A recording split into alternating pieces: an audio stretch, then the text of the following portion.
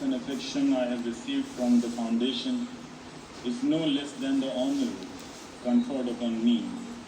You invited me as a guest and made me feel at home. Now I feel like a part of your family. Usually, award ceremonies are brief affairs, but this is different. It has been a humbling experience and makes me feel more responsible than before. Inequality is mostly measured in terms of health and economy, but the time has come for us to take cognizance of knowledge inequality as well. When resources for quality education have confined to a few cities, we cannot even begin to imagine what are the repercussions of this inequality in smaller towns and villages. Clearly, the source of knowledge for a vast multitude is the propaganda machine of WhatsApp University.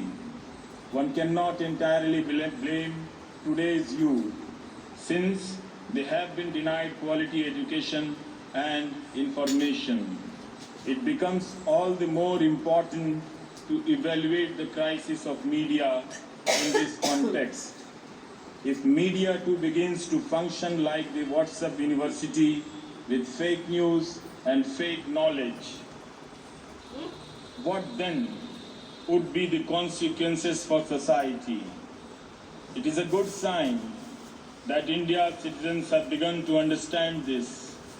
That is why the congratulatory messages that I am receiving are also replete with worries on how the media has turned rogue in India.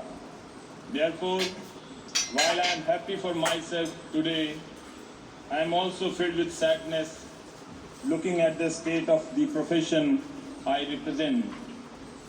Indian media is in a state of crisis, and this crisis is not accidental or random, but systemic and structural.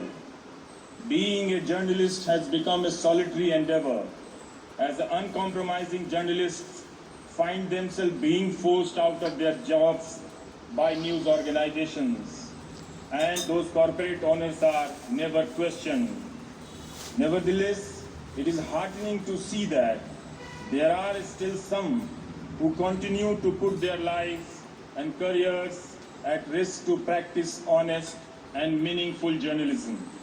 Some women journalists are speaking out and managing to survive on freelance earning. With the internet still shut down in Kashmir, most major news channels went along with government's stand. Yet there are some who have dared to report from within that shutdown and face the wrath of the army of trolls. While institutional journalism is facing a crisis, individual journalists are struggling to survive and question authority. Can we restore the sanctity of the news? I do hope audiences will once again realize the value of truthfulness in reporting and the diversity of voices and opinions, because a democracy can thrive only as long as its news is truthful, information is truthful. I accept the Ramon Magsaysay Award. I accept it on behalf of all those readers and viewers who continue to live in areas of knowledge inequality, but have a thirst for good and truthful information and knowledge. Many young journalists realize this challenge. I am confident that in times to come, they will be able to restore the meaning of true journalism. It is possible that they may lose the battle, but sometimes resistance is not a matter of choice. Not all battles are fought for victory. Some are fought for simply to tell the world that someone was there on the battlefield. I accept this award on behalf of all such journalists, and I thank my millions of viewers of NDTV. I thank my wife, life partner Noina, my two lovely daughters Tanima, Tanisha, and childhood friend Anurag. Once again, I thank the Raman Magsaysay Award Foundation. Jai Hind.